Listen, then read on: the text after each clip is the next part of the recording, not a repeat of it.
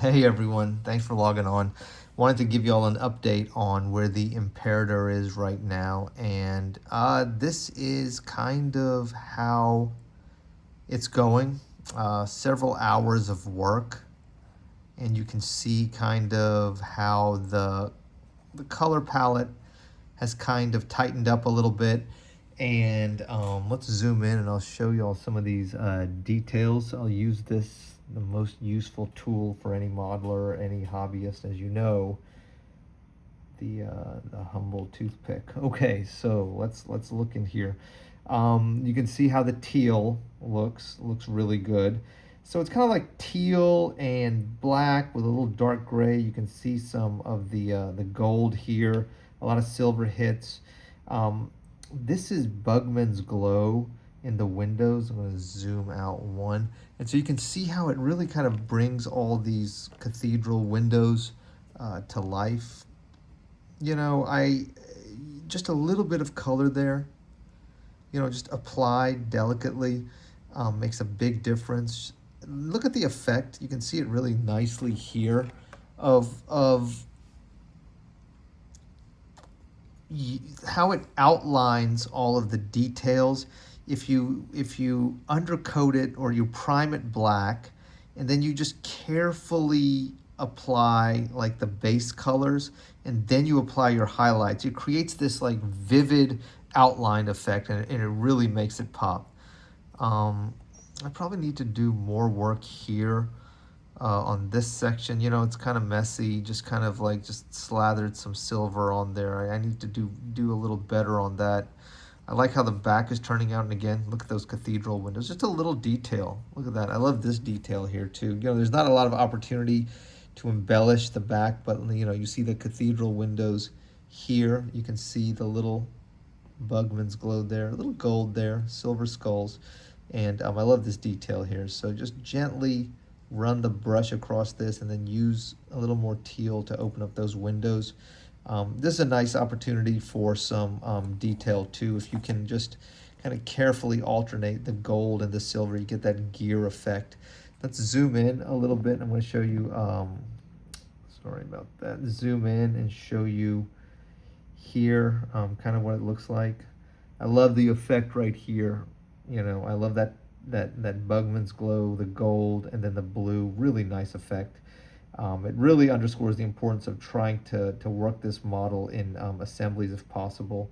And then, the teal is very like, it's the dominant color, but you can see it's not just all over the miniature. You have it on the skull of the head.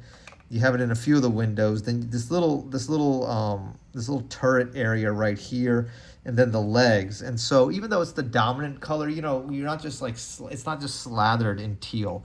Let me show you the weapons. Weapons need more work, but I can actually put these on here, and then we can just slide these in. That's how they kind of go. None of it is glued together weapons wise, and there they are. So that's coming together nicely too. So that's another opportunity, at least in these two places, for me to apply a little more teal. I don't know how much more I'm going to do on the weapons. I may make some of the wiring or the electronics like different colors, but generally speaking, I think the scale of the model makes it so that simple better.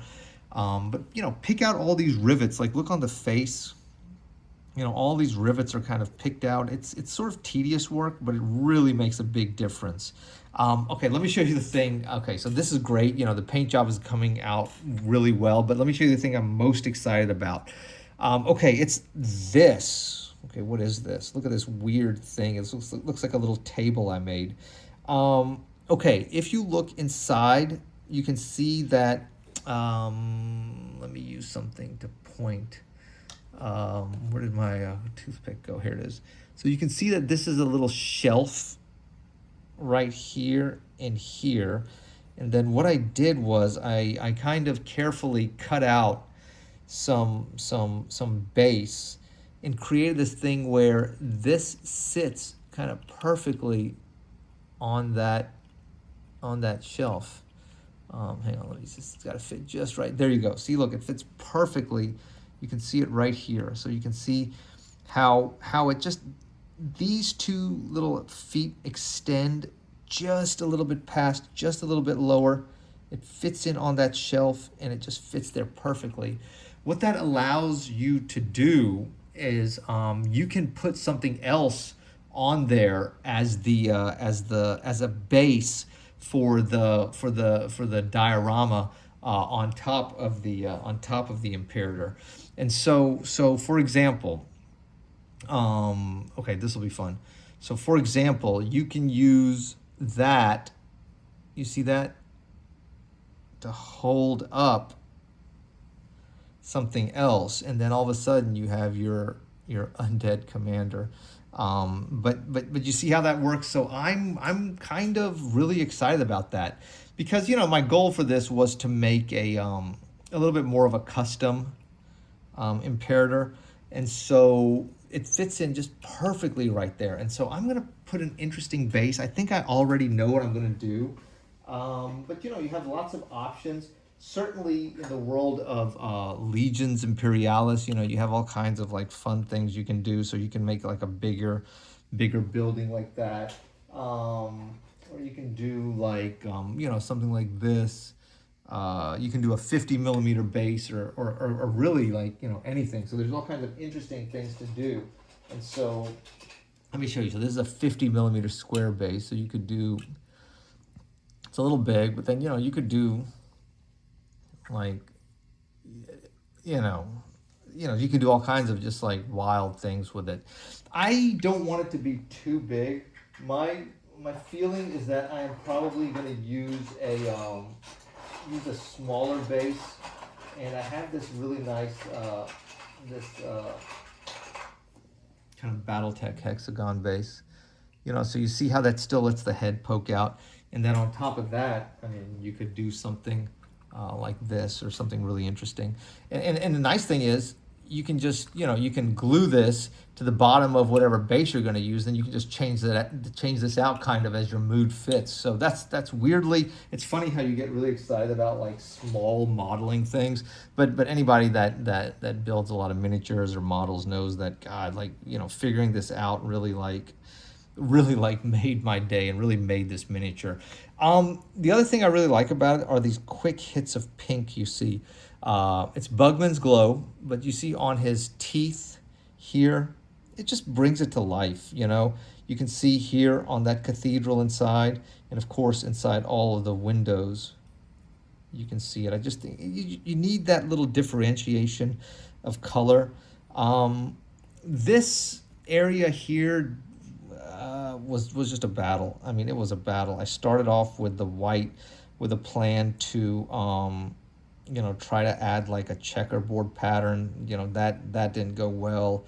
I covered it over with more paint. Eventually had to use this toothpick, scrape it off, reapply it. So for right now, I think it's just going to be a white stripe. You want to know your limits, and on this miniature, it's such old plastic. You got to just you got to take what you can get, and I think it's just going really well. I hope you enjoyed looking at it.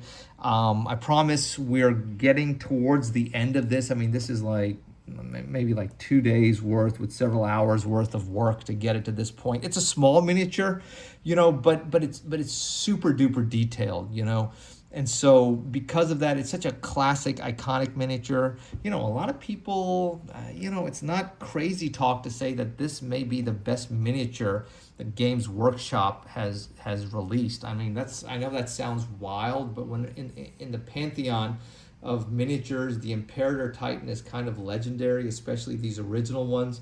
So it's worth the time to do it correctly. And like I said, the ability to kind of customize it without permanently changing it, I'm really excited about. Okay, another update video on this coming up soon. So this is going to be kind of like my weekend project.